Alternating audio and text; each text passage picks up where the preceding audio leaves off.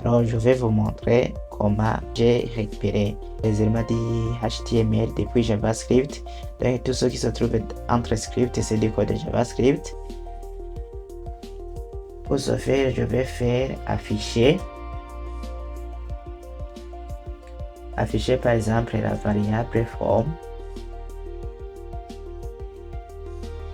J'affiche la variable form. Même chose pour le nom.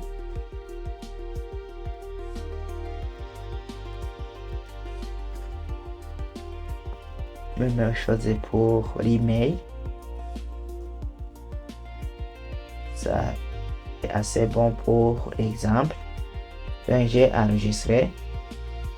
Je fais cliquer droit dans le navigateur et puis je clique sur inspecter. Je vais dans la console et ici on voit que sur la ligne 43, ligne 43, ligne 45 et ligne 47, j'ai récupéré quoi? J'ai récupéré le formulaire. Et ici, il fallait que je change pour le nom. Il fallait que je mette nom et pour l'email.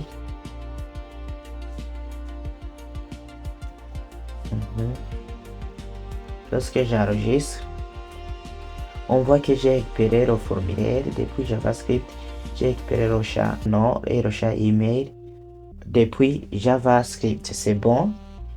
Et ici, pour le champ email et nom, pourquoi ne pas récupérer les éléments tapés par l'utilisateur? Donc, je peux récupérer les éléments tapés par l'utilisateur lorsque je clique sur envoyer. Même ici, vous voyez qu'il y a Pierre, Donc, c'est comme j'aurais pu passer ça dans l'URL, c'est codé. Je vais voir si je peux récupérer ça en utilisant la propriété value.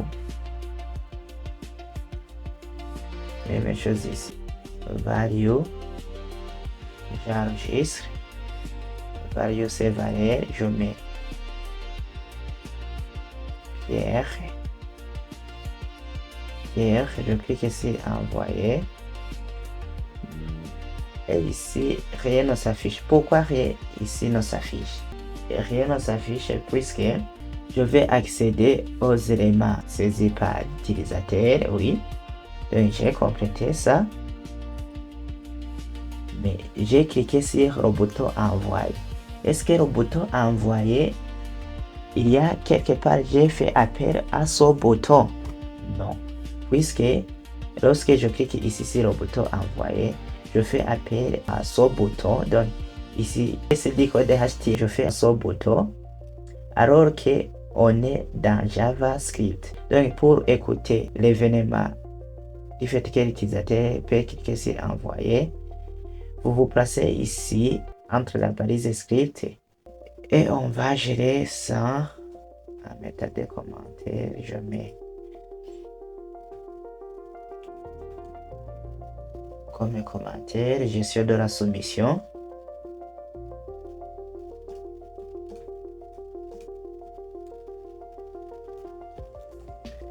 Gestion de la soumission du formulaire. On va soumettre les données du formulaire comme un commentaire. Ici tout en bas, je vais faire appel à la variable form qui récupère tout le formulaire. Form. J'ajoute un événement d'écoute. Add event recent. Et rappelez qu'un événement, c'est ici l'événement qu'on veut gérer. C'est que le fait que l'utilisateur clique sur le bouton envoyer, c'est ça l'événement qu'on veut gérer. Donc lorsqu'il fera un seul clic, on veut gérer ça, on veut gérer l'événement de soumission. Et d'ailleurs, l'événement de soumission depuis HTML, on utilise la variable submit. C'est ça qu'on veut gérer. Je vais mettre alors cet événement qui s'appelle submit. En même temps, je dois lui indiquer une fonction qu'il doit exécuter. Et c'est une fonction en même temps anonyme et en même temps fléchée. Alors, function.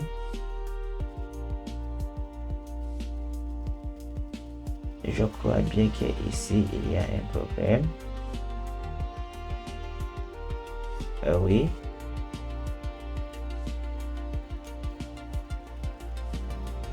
Maintenant, c'est bon. Alors, function. Si je dois terminer par un point virgule. Ici, qu'est-ce que je dois mettre? Lorsque je clique sur le bouton envoyer, je dois empêcher le comportement par défaut du formulaire. C'est le fait d'envoyer les données et de faire recharger la page. Regardez, je clique sur envoyer.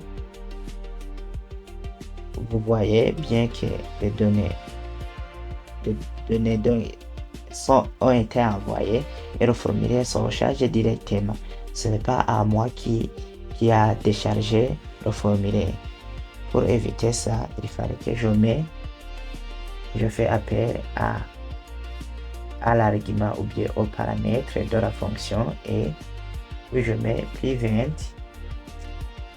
default, prévenir par défaut, événement par défaut ici pour que la fonction s'exécute. Et ici je mets Pierre, je clique sur envoyer.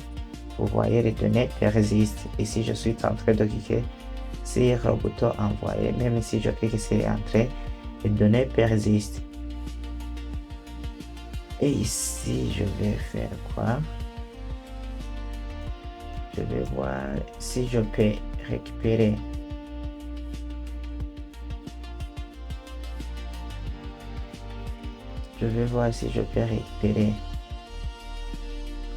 le nom.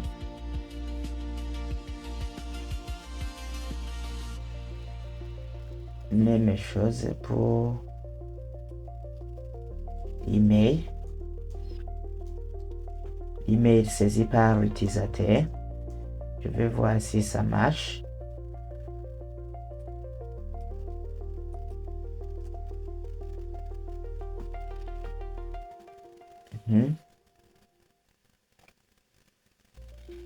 Donc lorsque ici je mets Pierre,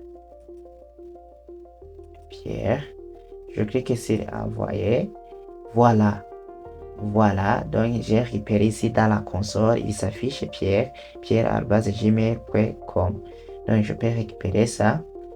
Est-ce que si je mets les espaces, donc ici je suis en train de mettre des espaces, je clique sur envoyer. Vous voyez ici, il y a un espace qui s'est créé. Donc pour éviter ça, que l'utilisateur peut mettre des espaces en début ou bien à la fin, on utilise la méthode de trim.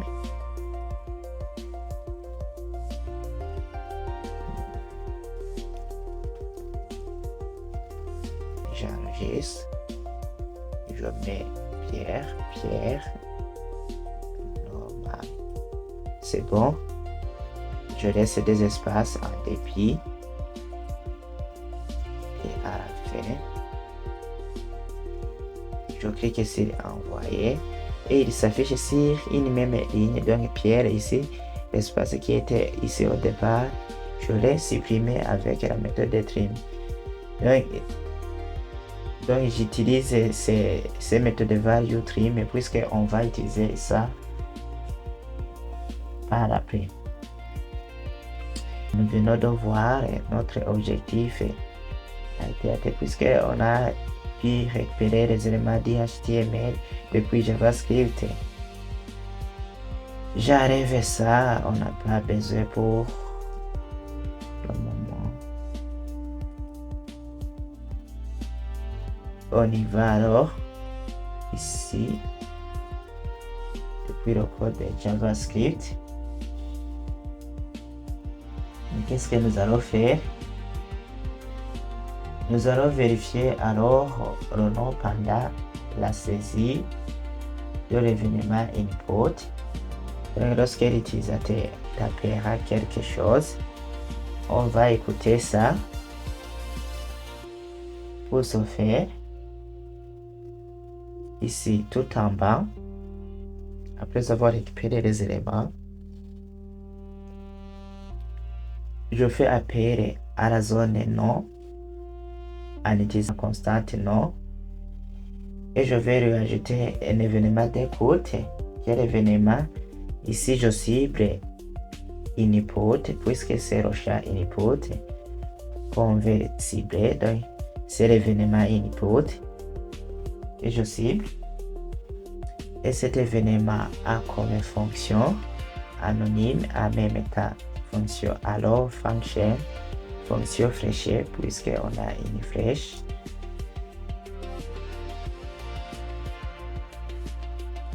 Et à l'intérieur de cet événement que je viens de mettre, qu'est-ce que je dois mettre? Je dois mettre une condition si le nom contient moins de 3 caractères. Après la suppression des espaces, je lui affiche un message. Donc je mets une condition if. If signifie si le nom saisi par l'utilisateur, c'est value, non value. En même temps, je supprime les espaces. Après avoir supprimé les espaces, je vais faire comparer avec la longueur en utilisant la propriété length. Si le nom saisi par l'utilisateur est inférieur à 3,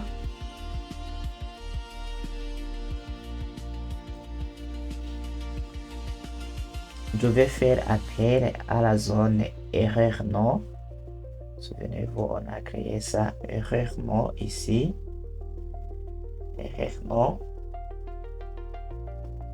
Oui. Texte content. Je lui affiche un message qui dit le nom doit contenir au moins 3 caractères. Au moins 3 caractères. Et je mets un point d'exclamation pour montrer que je suis filié. Si c'est le simple message, j'enregistre. Je vérifie si l'événement donc dans l'input. Donc ici on est à l'intérieur d'écouter l'événement input.